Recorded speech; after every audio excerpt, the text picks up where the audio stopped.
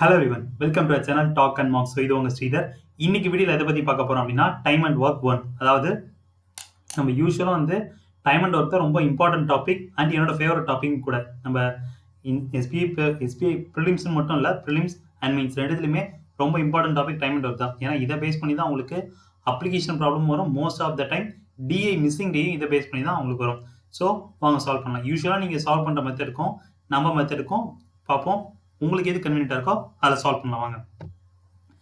So subscribe to our channel talk and mark YouTube channel. So நம்ம SBI PO crash course 2020 நடந்துட்டு இருக்கு talk and mark சேனலில். English video 4 PM, reasoning video 5 PM and என்னோட video இனிமேல் 10:30 மட்டும்தான். So நான் சொல்லியிருந்த சர்ப்ரைஸ் இருக்குது அப்படின்ட்டு அதில் ஃபஸ்ட்டு இதுதான். உங்களுக்கு என்னோட வீடியோ 10:30 மட்டும்தான் இனிமேல் இருக்கும். 7:30 வேற ஒரு வீடியோ இருக்கும். நிறைய சார் அந்த சர்ப்ரைஸை சொல்லுவார். ஸோ இப்போ என் சைடில் இருந்து மட்டும் நான் ரிவீல் பண்ணுறேன். என்னோட வீடியோ உங்களுக்கு 10:30 மட்டும்தான் இருக்கும் காலையில்.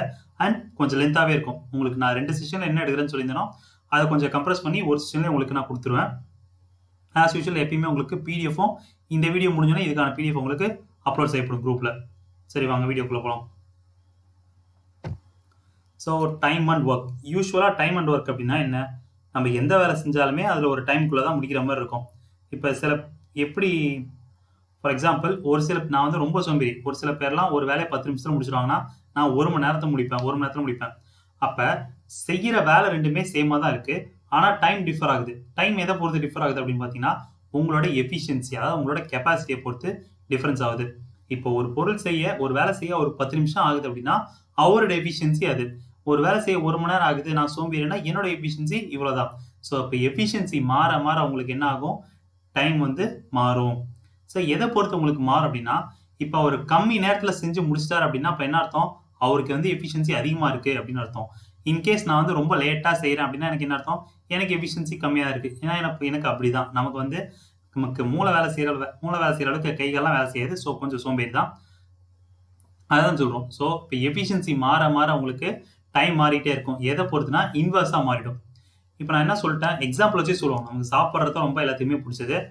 அப்போ என்ன பண்ணுறோம், இப்போ ஏன்றவர் ஒரு 10 பிஸ்கெட்டை சாப்பிட என்ன பண்ணுறாருன்னா 10 பிஸ்கெட்டை சாப்பிட 10 நிமிஷம் எடுத்துக்கிறாரு, 10 மினிட்ஸ் எடுத்துக்கிறாரு. இப்போ அதே ஒருத்தர் பின்றவர் 10 பிஸ்கெட் சாப்பிட எத்தனை நிமிஷம் எடுத்துக்காருன்னா வெறும் 5 நிமிஷத்தில் சாப்பிட்டு முடிச்சிடுறாரு. இப்போ ஏன்றவர் 10 பிஸ்கெட்டை சாப்பிட 10 நிமிஷம் எடுத்துக்கிட்டாரு, பின்றவர் 10 பிஸ்கெட்டை சாப்பிட 5 நிமிஷம் எடுத்துக்கிட்டாரு. இப்போ இவங்களோட கெப்பாசிட்டி என்ன, எஃபிஷியன்சி என்ன அப்படின்னு தெரிஞ்சு என்ன பண்ணோம்னா 1 நிமிஷத்துக்கு எத்தனை பிஸ்கெட்டை சாப்பிட்டு முடிச்சிருக்காங்க அப்படின்னு நம்ம செக் பண்ணோம். ஸோ அப்போ 10 நிமிஷத்தில் 10 பிஸ்கெட்டை சாப்பிட்டாரு. அப்போ இவர் என்ன பண்ணுவார்? ஒவ்வொரு நிமிஷத்துக்கும் ஒரு பிஸ்கெட்டை சாப்பிட்டு முடிச்சிருப்பாரா? ஸோ 1 மினிட்டுக்கு 1 பிஸ்கெட் பெர் மினிட்னு சாப்பிட்ருப்பாரு ஏன்றவர். இப்போ பி நீங்கள் பார்க்குறீங்க 10 பிஸ்கெட் 5 நிமிஷத்தில் சாப்பிட்டு முடிச்சிட்டாரு. அப்போ இவருக்கு என்ன ஆகுது? ஒரு நிமிஷத்துக்கு எத்தனை பிஸ்கெட் சாப்பிட்றாருன்னா 2 பிஸ்கெட் சாப்பிட்ருக்காரு. So 2 biscuits per minute. அதாவது இங்கே பாருங்க, உங்களுக்கு டைம் கம்மியாகிறப்ப எஃபிஷியன்சி இதுதான் உங்களுக்கு எஃபிஷியன்சி. பிஸ்கெட் பெர் மினிட்னு சொல்றீங்க பார்த்தீங்களா? எல்லா வேலையுமே ஒரு டைமுக்கு கன்வெர்ட் பண்ணிடுறீங்க. ஒரு நிமிஷத்துக்கு, 1 மணி நேரத்துக்கு, 1 டேக்கு எப்படின்னு கன்வெர்ட் பண்ணுறது தான் உங்களுக்கு என்னன்னா எஃபிஷியன்சி. ஸோ இப்போ ஏக்கும் பிக்கும் உங்களுக்கு என்ன ஆகுது? டைம் கம்மியாக இருக்குது.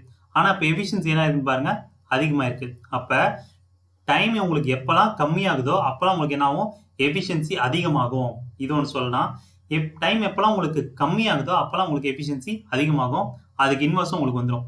இன்னொன்று முக்கியமான விஷயம் பார்க்க வேண்டியது என்ன அப்படின்னா இங்கே டைம் எந்த அளவுக்கு கம்மியாக இருக்கோ அதே அளவுக்கு தான் எஃபிஷியன்சி அதிகமாக இருக்கும். ஃபார் எக்ஸாம்பிள் இங்கே இப்போ டைம் ஹாஃப் ஆயிருக்கா? அதாவது 10 மினிட்ஸ் 5 மினிட்ஸ். அப்போ டைம் உங்களுக்கு ஹாஃப் ஆயிருக்கு, 1/2 இருக்குது. அப்போ இங்கே உங்களுக்கு என்ன ஆகும்னா 1/1/2, அதாவது தலைகீழ தான் வருதுன்னு சொல்லிச்சு. ஸோ அப்போ 1/1/2 அப்படின்னா என்ன வரும்? ட்வைஸ் ஆகும். அப்போ எஃபிஷியன்சி உங்களுக்கு டபுள் டைம் ஆகும்னு சொல்லியிருக்காங்க. இங்கே 1 பிஸ்கெட் பெர் மினிட் இருக்குது, செகண்ட் இதில் 2 பிஸ்கெட்ஸ் பெர் மினிட் இருக்குது. ஸோ உங்களுக்கு டைம் எந்த அளவுக்கு டிஃப்ரென்ஸ் ஆகுதோ அதே அளவுக்கு தான் என்ன ஆகும்னா உங்களுக்கு எஃபிஷியன்சியும் டிஃப்ரென்ஸ் ஆகும். எப்போ அப்படின்னு பார்த்தீங்கன்னா ஒர்க்கு சேமாக இருக்கிறப்ப. இவரும் 10 பிஸ்கெட் சாப்பிட்ருக்காங்க, இவரும் 10 பிஸ்கெட் சாப்பிட்ருக்காங்க. அப்போ எஃபிஷியன்சி சேமாக இருக்கிறப்ப தான் ஒர்க்கு சேமாக இருக்கப்ப தான் என்ன ஆகும் அப்படின்னா உங்களுக்கு இந்த சேஞ்சஸ் நடக்கும். சரிங்க சார், இதெல்லாம் ஓகே, பட் இதை ஃபார்முலாவை எப்படி போடுறது அப்படின்னு நீங்கள் பார்த்தீங்கன்னா இப்போ இதே நீங்கள் ஃபார்முலா எடுத்துங்க. இது உங்களுக்கு என்னது? 10 பிஸ்கெட்ஸ்ன்றது தான் உங்களுக்கு ஒர்க்கு, சாப்பிட்றது தான் உங்களுக்கு ஒர்க்கு. அப்போ 10 பிஸ்கெட்ஸ் தான் இந்த இடத்துல ஒர்க்கு. ஓகே, இந்த 2 பிஸ்கெட்ஸ் பெர் மினிட் எப்படி கண்டுபிடிச்சீங்க? 2 பிஸ்கெட் பெர் மினிட், அதாவது ஒரு நிமிஷத்துக்கு 2 பிஸ்கெட் சாப்பிட்டாங்க அப்படின்னு எதை வச்சு கண்டுபிடிச்சீங்க? 10 பிஸ்கெட்டை 5 நிமிஷத்துல சாப்பிட்றாங்கன்னு சொன்னீங்களா? இது அப்படியே மேத்தமெட்டிக்கல் ஃபார்ம்ல எழுதுங்க. இது உங்களுக்கு ஒர்க்குன்னு தெரிஞ்சு போச்சு. இது உங்களுக்கு டைம், ஏன்னா 10 மினிட்ஸ் 20 மினிட்ஸ் 5 மினிட்ஸ் இருக்க டைம். இது உங்களோட எஃபிஷியன்சி, ஒரு நிமிஷத்துக்கு எவ்வளவு செஞ்சு முடிக்கிறீங்க அப்படின்ட்டு. இப்போ இதை நீங்க ஃபார்முலாவே எழுதுறப்ப எப்படி வந்துடும்? அதாவது efficiency equal to total work divided by time taken. Total work divided by time taken, அதாவது டைம் வச்சுப்போம். சார் எனக்கு புரியலையே சார் அப்படின்னா, இப்போ இந்த இடத்துல இந்த 2 பிஸ்கெட் பெர் மினிட்ன்றது நீங்க எப்படி கண்டுபிடிச்சிருப்பீங்க? 10 பிஸ்கெட்டை 5 நிமிஷத்துல சாப்பிட்டான்ப்பா, அப்ப அவனால ஒரு நிமிஷத்துக்கு 2 பிஸ்கெட் சாப்பிட முடியும்னு சொன்னீங்கல்ல, அதே தான் இங்க ஃபார்முலா எழுதிருக்கோம். ஸோ இது எஃபிஷியன்சி. எஃபிஷியன்சி ஈக்குவல் டு என்ன ஆகுதுன்னா work divided by time taken. So அப்போ 10 பிஸ்கெட்ஸ் பை 5 மினிட்ஸ், இதுதான் அவங்களோட எஃபிஷியன்சிக்கான ஃபார்முலா. இன்கேஸ் இப்போ இதுல இருந்து எனக்கு ஒர்க்கு தேவை அப்படின்னா என்ன ஆகும்? ஒர்க்கு தேவை அப்படின்னா இந்த டைம் வந்து ஈக்குவல் டு இந்த சைடு போயிடும். அப்போ எஃபிஷியன்சி இன்டூ டைம் வந்துடும். இன்கேஸ் எனக்கு டைம் தேவை அப்படின்னா என்ன ஆகும்? ஃபார்முலா அப்படியே கொஞ்சம் திருப்பி போட வேண்டியதான் தோசையை. Total work divided by efficiency அப்படின்ட்டு. ஸோ எந்த 2 வேல்யூ கிடைச்சாலுமே 3ஆவது வேல்யூ உங்களால் ஈஸியாக கண்டுபிடிச்சிட முடியும். சரிங்க சார், இதெல்லாம் எனக்கு ஓகே. இப்போ ஒரு ப்ராப்ளம் எப்படி சால்வ் பண்ணுறது அப்படின்னு பார்த்தீங்கன்னா, ப்ராப்ளம்ல வந்து உங்களுக்கு 10 பிஸ்கெட் 20 பிஸ்கெட்ஸ் எல்லாம் கொடுக்க மாட்டாங்க. அவங்க என்ன கொடுத்துருப்பாங்க? டைம் மட்டும் தான் கொடுத்துருப்பாங்க. இவர் வந்து சம் 1 ஹவர்ஸ்ல முடிச்சிருக்காங்க, இவர் வந்து 5 ஹவர்ஸ்ல முடிச்சிருக்காங்க அப்படின்ட்டு. ஸோ இப்போ அதெல்லாம் எப்படி சால்வ் பண்ணுறோம் அப்படின்னா, அதையும் ஒரு எக்ஸாம்பிளோட பார்ப்போம். இங்க பார்க்க சரி. ஓகே. ஸோ இப்போ எக்ஸ் வந்து ஒரு ஒர்க்கை ஒரு 10 ஹவர்ஸ்ல முடிக்கிறாங்கன்னு வச்சுங்க. 10 ஹவர்ஸ்ல முடிக்கிறாங்க. இப்போ அடுத்து ஒய் வந்து அதே ஒர்க் என்ன பண்றாருன்னா 40 ஹவர்ஸ்ல முடிக்கிறாரு. 40 ஹவர்ஸ்ல முடிக்கிறாங்க. என்ன வேலை செய்யறாங்கன்னு எனக்கு தெரியாது சார். இப்போ எக்ஸாம்பிள் என்ன பண்ணுவோம்? சாக்லேட் செய்யறாங்கன்னு வச்சுக்கோம். சாக்லேட் செய்யறாங்க. இப்போ எக்ஸ் வந்து ஒரு செட் சாக்லேட் செய்ய 10 மணி நேரம் ஆகுது. ஒய் வந்து அதே சாக்லேட் செய்ய 40 மணி நேரம் ஆகுது. இப்போ என்ன பண்றோம்? ஏதோ ஒரு வேலை செய்யறாங்கன்னு தெரிஞ்சு போச்சு, ஆனா என்ன வேலை செய்யறாங்க நமக்கு தெரியாது. அப்ப என்ன பண்ணுவோம்? ஏதோ ஒரு ரேண்டமா ஒரு நம்பர் எடுத்துக்குவோம். நம்ம சின்ன வயசுல இதெல்லாம் எப்படி சால்வ் பண்ணணும்னா 1/10 + 1/40 அந்த மெத்தட்ல போடலாமே. பாத்தீங்கன்னா அந்த மெத்தட்ல போடலாம் நம்ம. பட் என்ன ஆகும்? ஃபிராக்ஷன்ல வரும், அதுல நிறைய தப்பு வரும். நிறைய தப்பு வந்ததுன்னா டைம் அதிகமா இருக்கும். இதெல்லாம் தேவையா நமக்கு? ஸோ அதனால தான் என்ன பண்ணணும் அப்படின்னா, நம்ம வந்து யூனிட்ரி மெத்தட் ஒன்று சால்வ் பண்ண போறோம். யூனிட்ரி மெத்தட்னா ஒன்றும் பெருசா இல்லைன்னா, இப்போ 10 எக்ஸ் வந்து 10 ஹவர்ஸ்ல ஒர்க்கை முடிச்சிட்டாங்க, ஒய் வந்து 40 ஹவர்ஸ்ல முடிச்சிட்டாங்கன்னு உங்களுக்கு தெரிஞ்சிருச்சு. பட் என்ன வேலை செஞ்சிருக்காங்கன்னு நமக்கு தெரியல. அப்ப என்ன பண்ணோம்? ஏதோ ஒரு நம்பரை வந்து நம்ம ஒர்க்கா எடுத்துக்கோம். ஓகே, சரி, ரேண்டமா ஒரு நம்பர் எடுத்துக்கிறோம். ஆனா அதுவும் நமக்கு என்ன ஆகும்? டிவைட் பண்ணா மட்டும்தான் நமக்கு ஃபிராக்ஷன் வராம இருக்கும். கரெக்டா? இன்கேஸ் நீங்க இப்போ 50 எடுத்துக்கிட்டீங்கன்னா 50/40 டிவைட் ஆகாது. அப்ப திருப்பி நமக்கு ஃபிராக்ஷன்ல தான் வரும். ஃபிராக்ஷன் வரக்கூடாதுன்னா இந்த மெத்தடுக்கே நம்ம வந்தோம். திருப்பி எதுக்கு ஃபிராக்ஷன் போயிட்டு? ஸோ அப்ப என்ன பண்ணோம்? இதை 2 தாலையும் டிவைட் பண்ணணும். கொஞ்சம் சிம்பிளாகவும் இருக்கணும். அப்படின்னா என்ன பண்ணணும்? எல்சிஎம் எடுத்துக்கலாம். 10க்கும் 40க்கும் எல்சிஎம். 10க்கும் 40க்கும் எல்சிஎம் எடுத்தா உங்களுக்கு என்ன வரும்? 40 வந்துடும். ஸோ இப்போ 40 சாக்லேட்ஸ்னு வச்சுங்க. இப்போ 40 சாக்லேட் செய்ய எக்ஸுக்கு 10 மணி நேரம் தேவைப்படுது, ஒய்க்கு 40 மணி நேரம் தேவைப்படுது.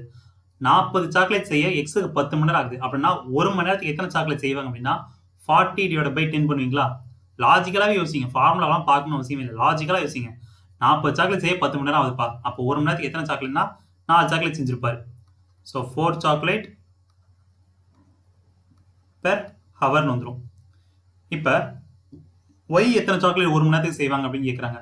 40 சாக்லேட் செய்ய 40 மணி நேரம் ஆகுது. அப்போ அவனுக்கு வந்து ஒரு சாக்லேட் செய்ய ஒரு மணி நேரத்துக்கு ஒரு சாக்லேட் தான் செஞ்சிருப்பாங்க.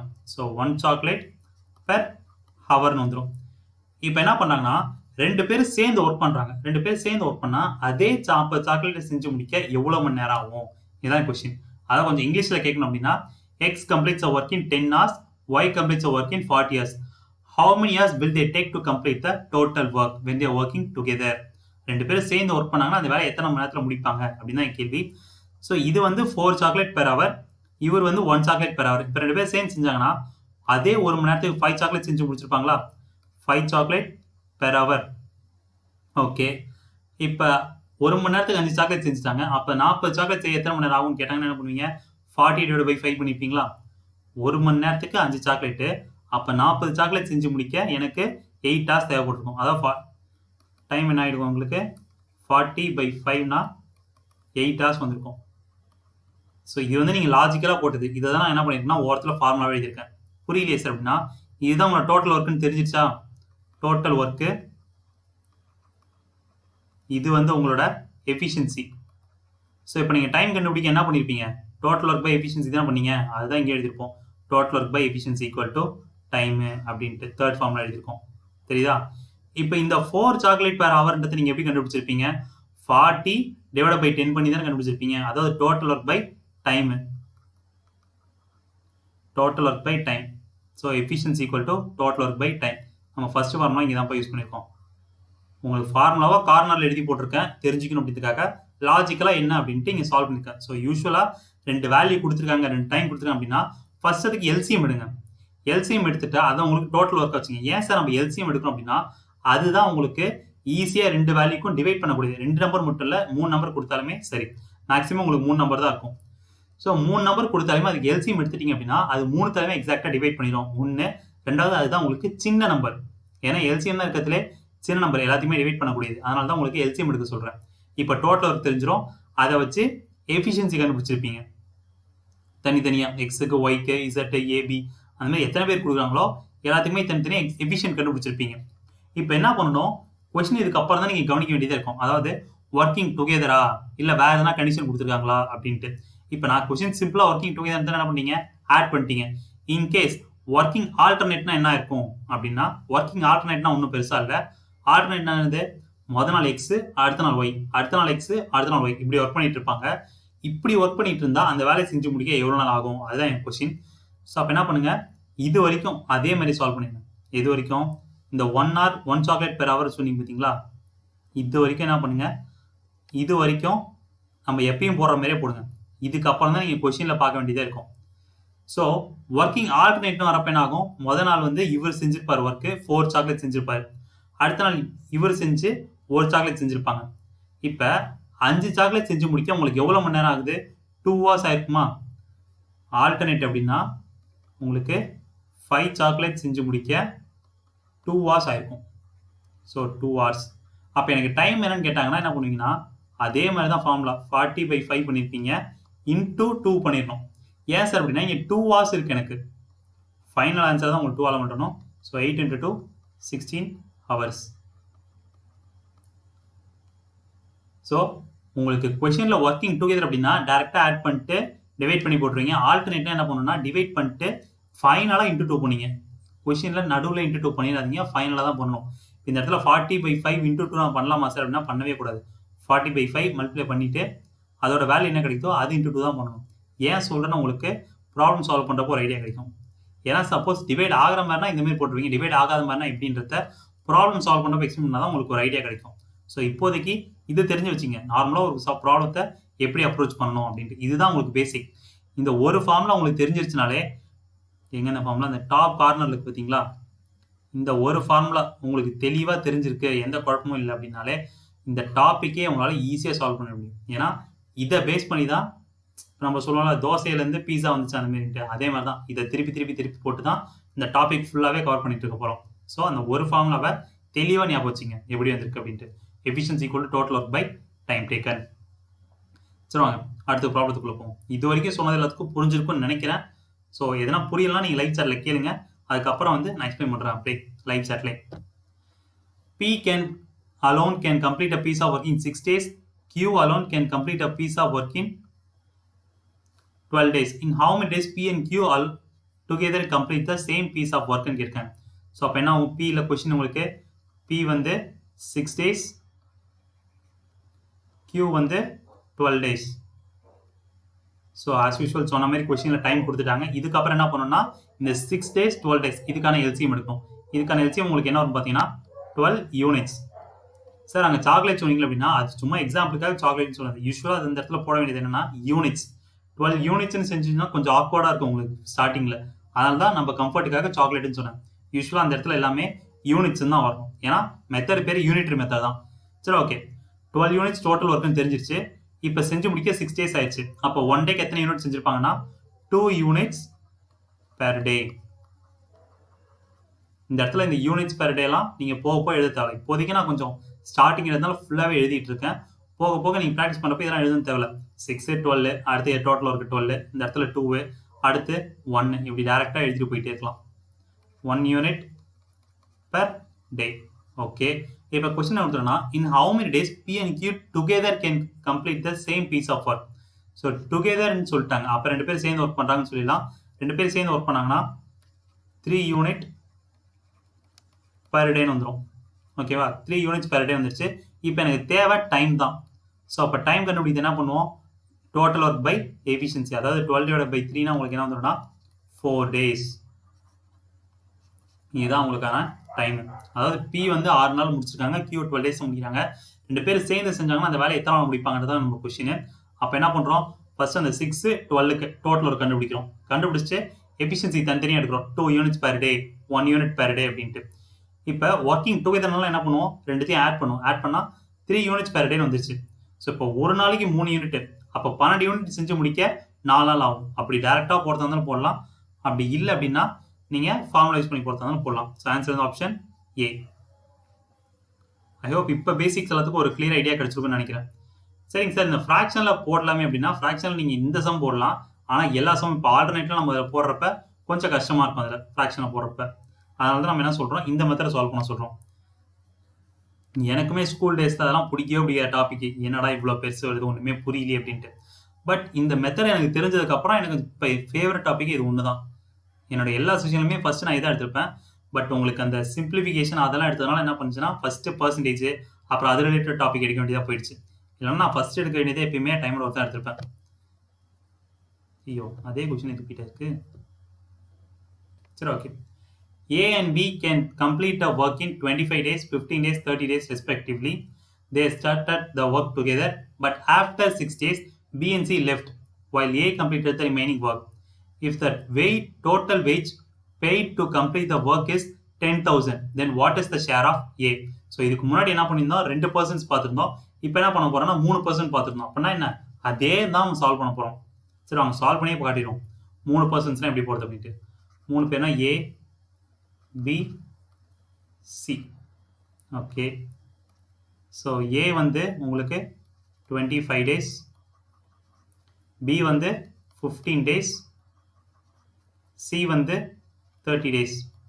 இப்போ இது மூணுத்துக்கும் நீங்கள் எல்சிஎம் எடுத்தால் உங்களுக்கு என்ன வரும்னா 30, 15ம் 30யும் ஒன்று டிவைட் ஆகிக்கும். ஸோ அதை விட்டுருங்க. அப்போ 25க்கு 30க்கு எடுத்தால் போதும்.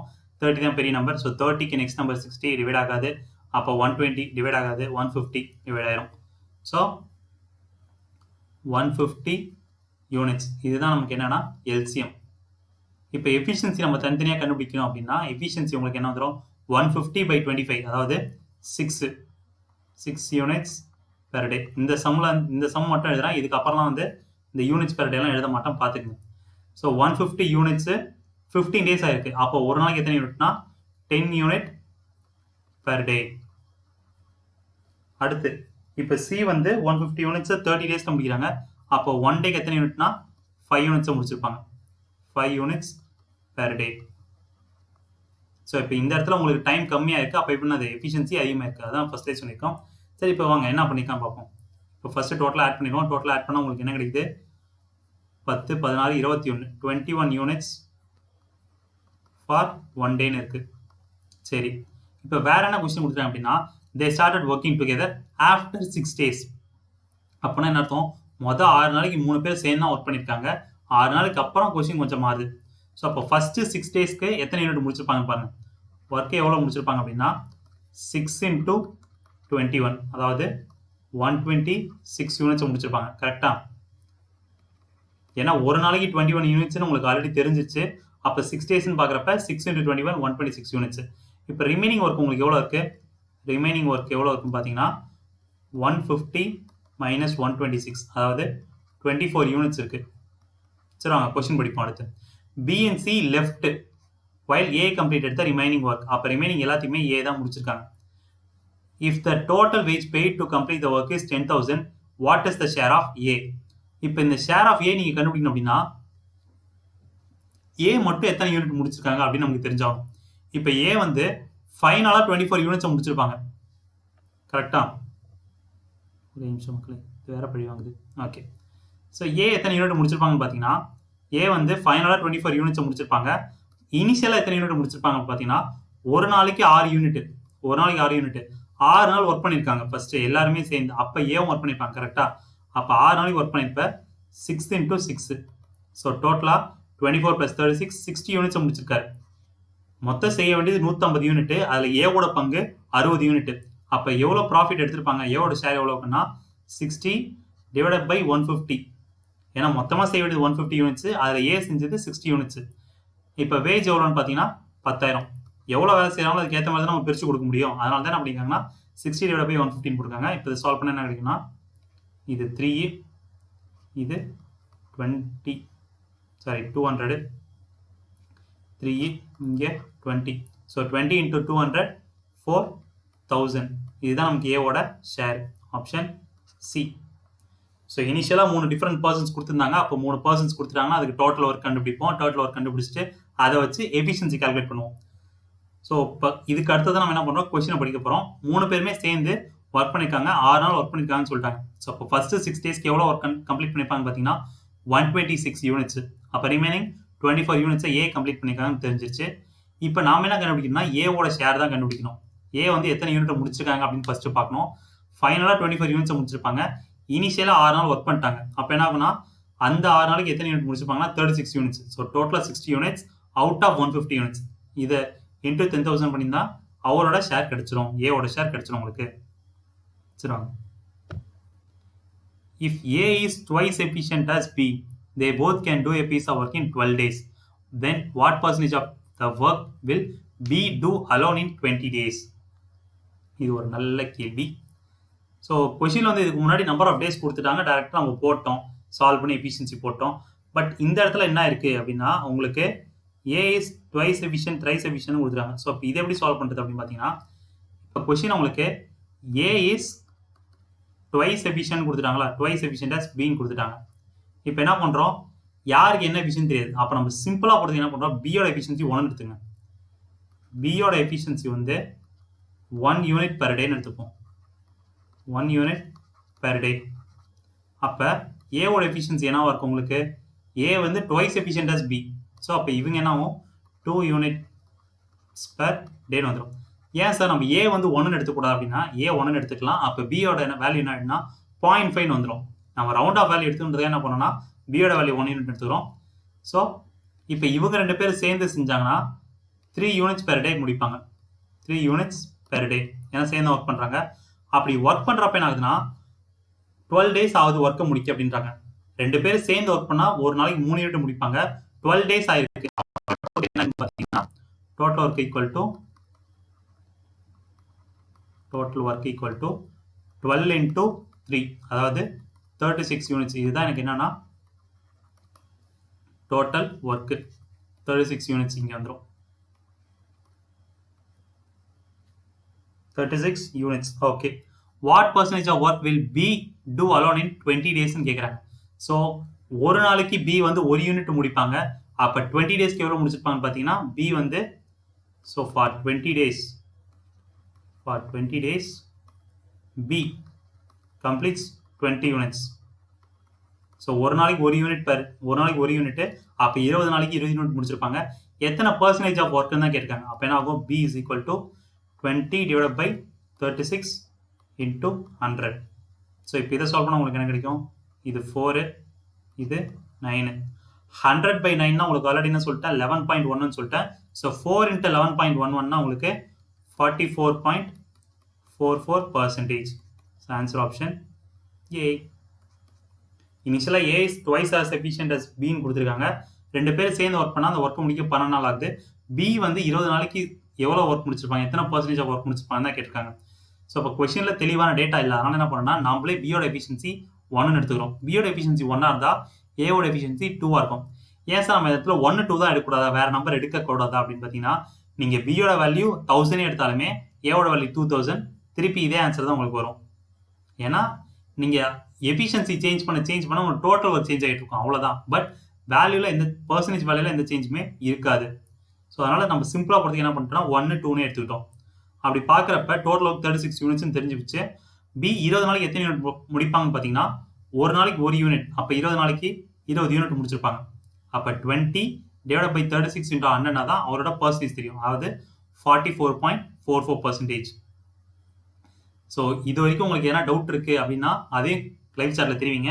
இல்லை சார் டவுட் இல்லைனாலும் புரிஞ்சிருச்சுனாலும் அப்படியே லைவ் சாட்டில் தெரிவிச்சிருங்க. அதாவது உங்களுக்கு கேட்கணும் அப்படின்னா இஸ் இட் கிளியர்? ஸோ கிளியர்னா அப்படியே கமெண்ட் போட்டுருங்க. ஸோ இதுக்கு அடுத்து என்ன பண்ண போறோம்னா மேண்டேஸ் கான்செப்ட். ஸோ பேசிக்ஸ் உங்களுக்கு அது தெளிவாக தெரிஞ்சிருச்சு அப்படின்னா மேண்டேஸ் கான்செப்ட் ரொம்ப ரொம்ப சப்பர். எப்படி சார் சொல்றீங்க அப்படின்னா யூஸ்வலாக உங்களோட எஃபிஷியன்சி ஃபார்முலா என்ன? Efficiency formula. ஸோ எஃபிஷியன்சி ஃபார்முலானா உங்களுக்கு என்னது? ஒர்க் டிவைடட் பை டைம்னு சொல்லிட்டேன். கரெக்டா? இதுதான் உங்களுக்கு எஃபிஷியன்சி ஃபார்முலா. இது வரைக்கும் நீங்கள் என்ன பண்ணிட்டீங்க? ஒரு பர்சனுடைய ஒர்க்கை பார்த்துருக்கீங்க. அதாவது P, Q, X, A, Y, B, C இந்த மாதிரி பார்த்துருக்கீங்க. இப்போ இதுக்கப்புறம் என்ன பண்ண போறீங்கன்னா 20 மென்னு, 40 மென்னு, 1000 மென்னு, 200 சில்ட்ரன் இப்படி பார்க்க போறீங்க. அதாவது நம்பர் ஆஃப் மென் வந்து அதிகமாக இருக்கும். அப்போ அதிகமாக இருக்கிறப்ப என்ன எப்படி சால்வ் பண்ணுறது அப்படின்றத தான் பார்க்க போகிறோம். ஸோ எஃபிஷியன்சி வந்து அப்போ இன்னொரு நம்ம வேலையை சேர்த்துக்கணும். எப்படி சார் சேர்த்துது அப்படின்னா மேன் எம் இன்டூ டி அப்படின்ட்டு. எம்னா நம்பர் ஆஃப் மென்னு, டினா நம்பர் ஆஃப் டேஸ். டைமுக்கு பதிலாக என்ன பண்ணிட்டோம்னா நம்பர் ஆஃப் மென்னு நம்பர் ஆஃப் டேஸ் எடுத்துரும். ஸோ இப்போ efficiency equal to W divide by M into டின்னு வந்துருச்சு. அதாவது E1 equal to W divide by M1 into D1 இப்படி வந்துடும். இதே எஃபிஷியன்சி 2 நான் எப்படி எழுதலாம் அப்படின்னு பார்த்தீங்கன்னா W2 divide by M2 into D2ன்னு வந்துடும். இன்கேஸ் இப்போ ஓகே இந்த கொஸ்டின் சால்வ் பண்ணுறதுக்கு முன்னாடி ஒரு சின்ன பசில் கேட்டுக்கிறேன். 5 கோழி 5 முட்டை போட 5 நாள் ஆகுது. அப்போ 10 கோழி 10 முட்டை போட எத்தனை நாள் ஆயிருக்கும்? கொஸ்டின் நான் திருப்பி கேட்குறேன். 5 கோழி 5 முட்டை போட 5 நாள் ஆகுது. அப்போ 10 கோழி 10 முட்டை போட எத்தனை நாள் ஆயிருக்கும்? என்ன சார் கேள்வி? 10 கோழி 10 முட்டை போட 10 நாள் தான் ஆயிருக்கும் அப்படின்னா அதுதான் தப்பு. ஃபார் எக்ஸாம்பிள் இப்போ வந்து ஒரு 2 ப்ரெக்னென்ட் லேடிஸ் ஹாஸ்பிட்டல் போகிறாங்க. 2 ப்ரெக்னென்ட் லேடிஸ் ஹாஸ்பிட்டல் போகிறாங்க. 10 மாதம் ஆகுது குழந்தை பிறக்க, 2 குழந்தை பிறக்க. இன்கேஸ் 4 ப்ரெக்னென்ட் லேடிஸ் போகிறாங்க அப்படின்னா என்ன ஆகும்? 4 குழந்தை பிறத்துக்க திருப்பி 40 மாதம் ஆகும். அதே 10 மாதம் தான் ஆகும். அதாவது உங்களுக்கு நம்பர் ஆஃப் மென்னு இன்க்ரீஸ் ஆயிருக்கு அப்படின்னா நம்பர் ஆஃப் ஒர்க்கும் இன்க்ரீஸ் ஆயிருக்கு. இப்போ இந்த இடத்துல என்ன பண்ணிட்டீங்க? ஃபர்ஸ்ட் 2 விமன் எடுத்துட்டீங்க, 5 கோழி 2 விமன் எடுத்துட்டீங்க. அடுத்தது 4 விமன் எடுத்துட்டீங்களா?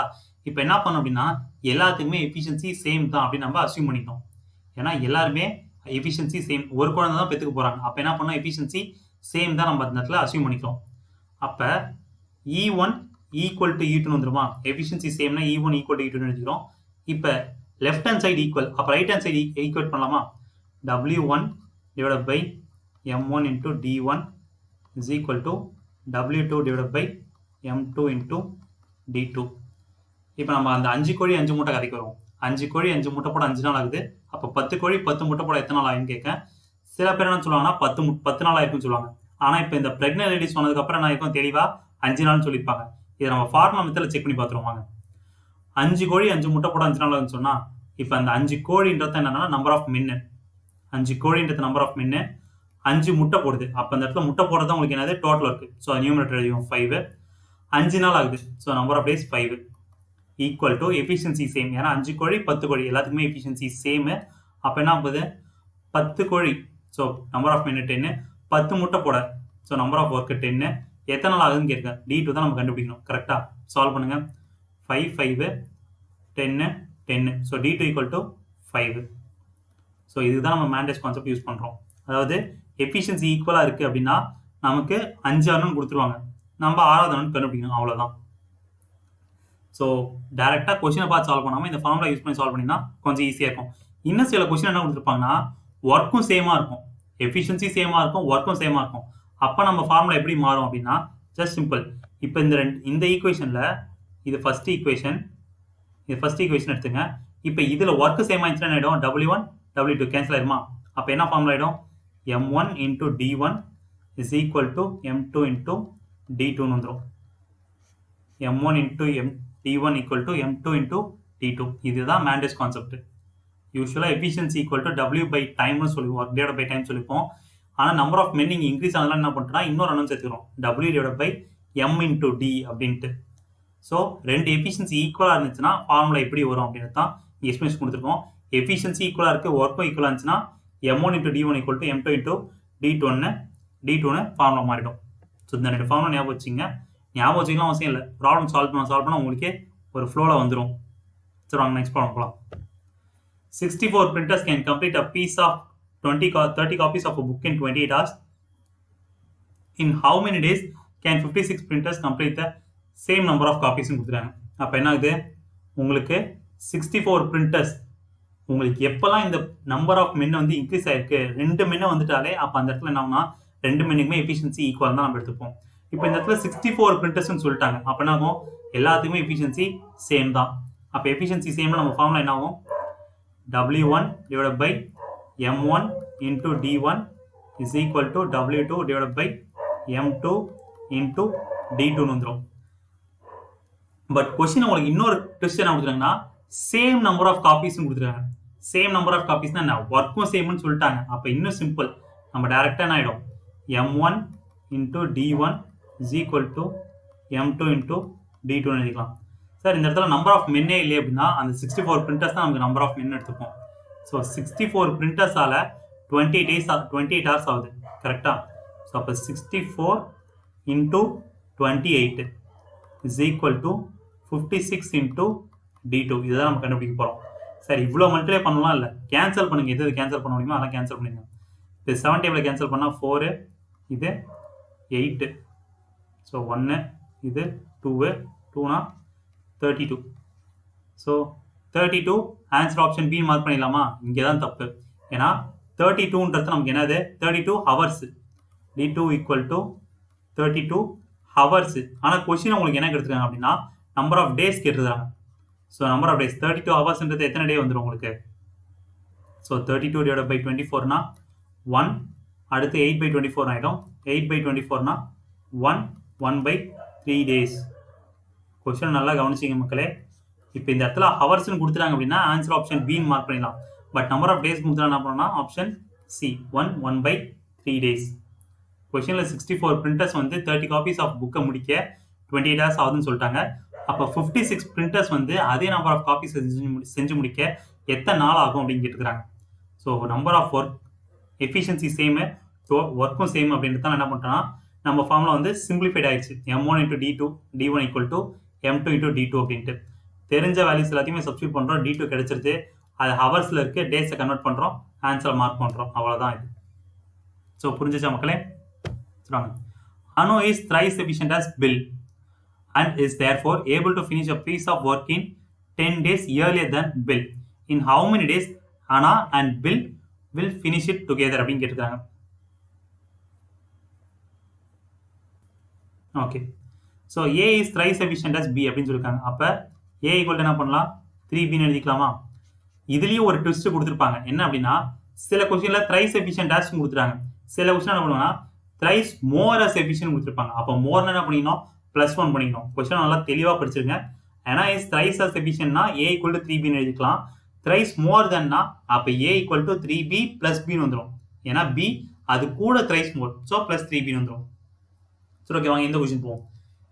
அடுத்து ஏபிள் டு ஃபினிஷ் 10 days இயர்லின்னு கொடுத்துறாங்க. அப்போ A எத்தனை நாள் B எத்தனை நாள் நமக்கு தெரியாது. அப்படின்னா யாராச்சும் ஒருத்தங்கிட்டே தெரிஞ்சாதான் நம்ம என்ன பண்ண முடியும் 10 days இயர்லியராக கம்மி பண்ண முடியும். சரி ஓகே இப்போ நமக்கு எஃபிஷியன்சி தெரியல அப்படின்னா இந்த இடத்துல என்ன பண்ணுவோம் நம்ம பியோட வேல்யூ 1 unit per day எடுத்துப்போம். 1 unit per day. அப்போ ஏவோட வேல்யூ உங்களுக்கு என்ன இருக்குன்னு பார்த்தீங்கன்னா 3 units per day அப்படின்னு சொல்லிட்டாங்க. 3 units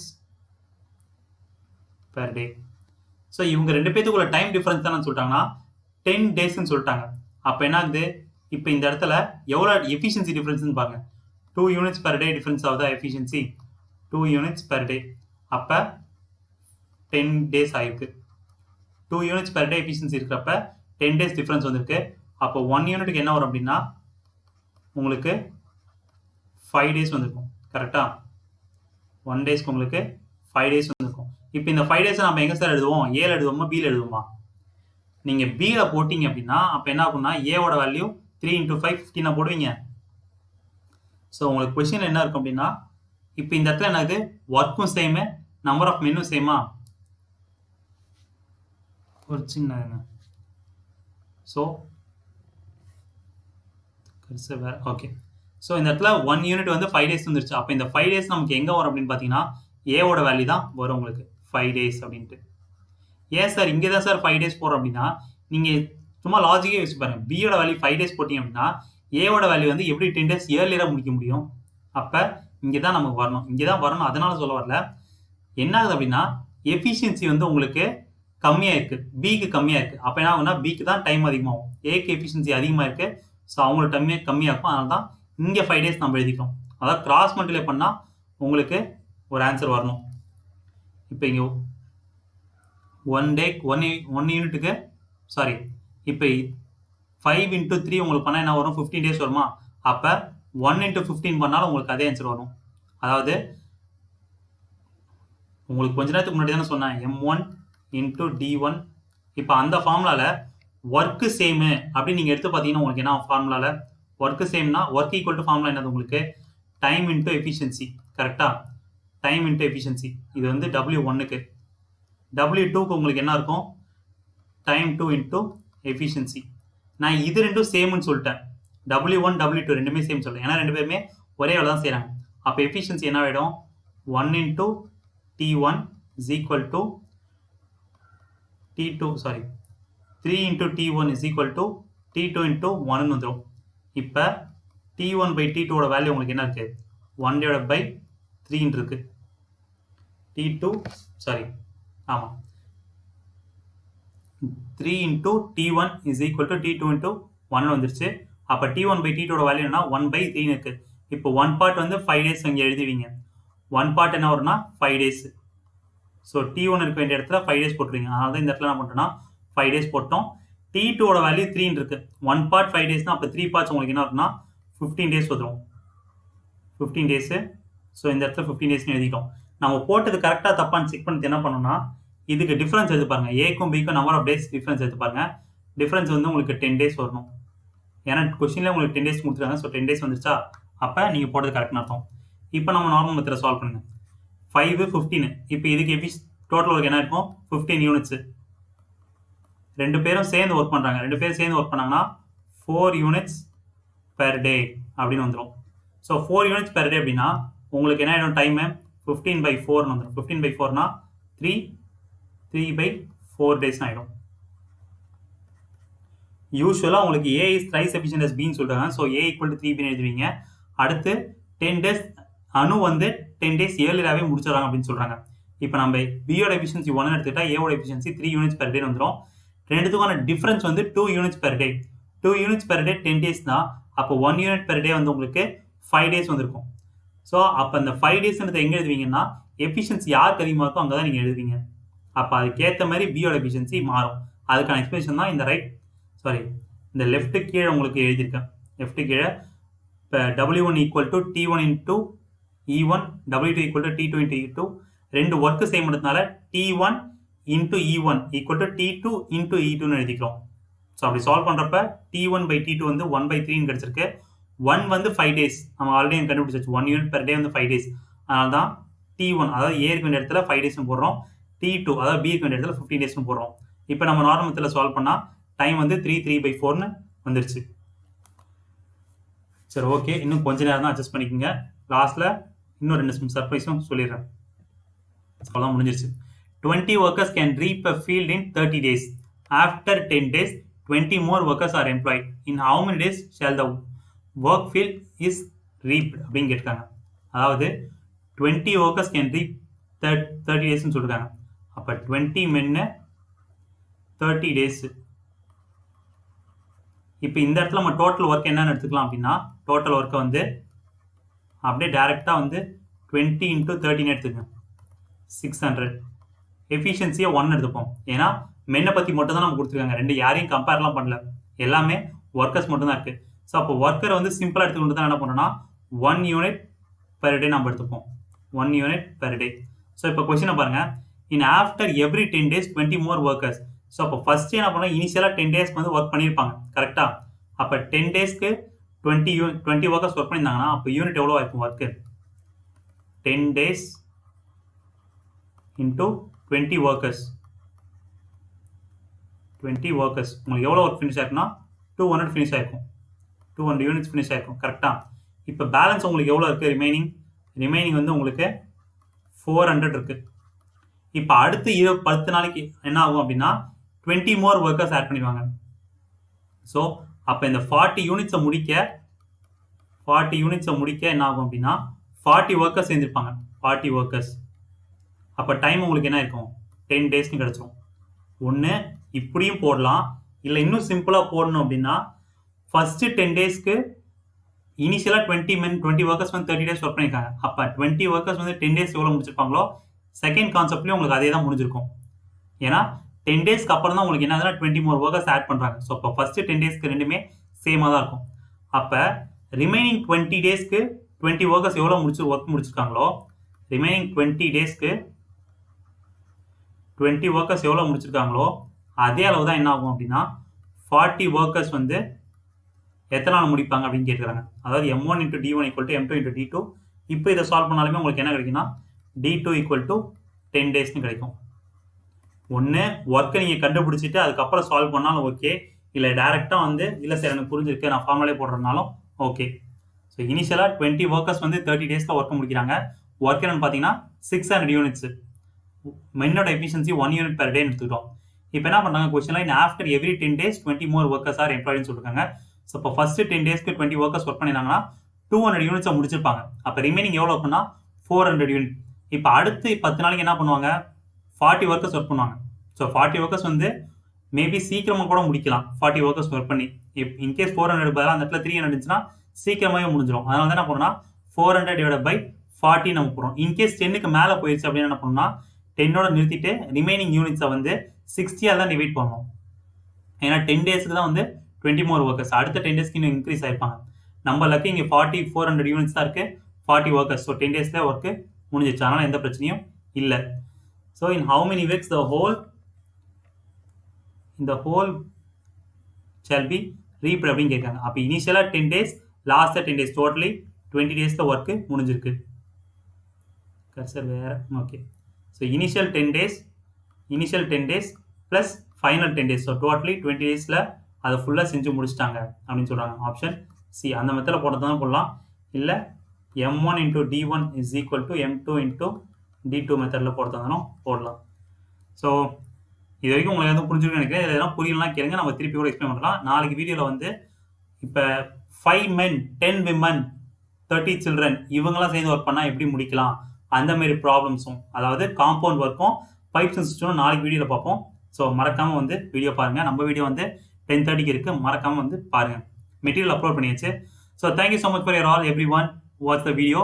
ஸோ நீங்கள் என்ன பண்ணணும் அப்படின்னா இன்னும் நிறைய வீடியோ பார்க்கணும் அப்படின்னா அன்அகாடமியில் போயிட்டு சர்ச் பாக்ஸில் ஸ்ரீதர் ஜின்னு டைப் பண்ணிங்கன்னா என்னோட வீடியோ வந்து லிங்க் நான் இங்கேயே கொடுத்துருக்கேன். நம்ம டாக் அண்ட் மார்க் சேனலில் வந்து டெலிகிராம் குரூப்பில் இதுக்கான மெட்டீரியல் அப்லோட் செய்யப்படும். நீங்கள் சப்ஸ்கிரிப்ஷன் அன்அகாடமியில் எடுக்கணும் அப்படின்னு ஆசைப்பட்டாலுமே டாக் அண்ட் மார்க் அந்த ரெஃபரல் கோட் யூஸ் பண்ணிங்கன்னா 10% டிஸ்கவுண்ட் வந்துடும். ஸோ இதுதான் நம்ம செஷனுக்கானது.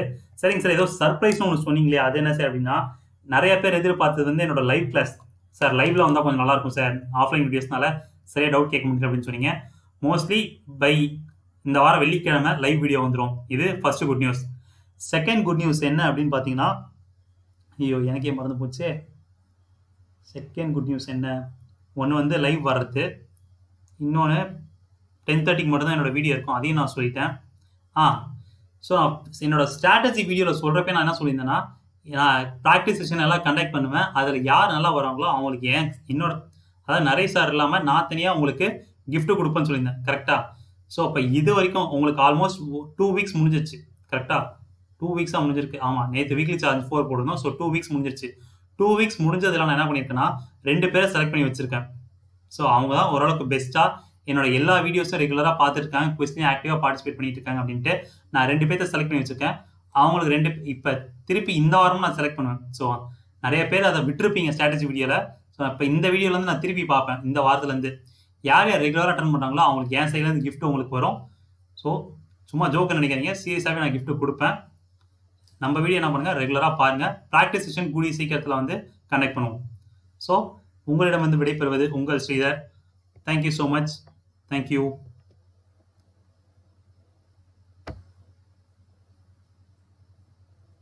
அந்த 2 பேரும் சொல்லியிருந்தாலும் அது யாராக வேணா இருக்கலாம்.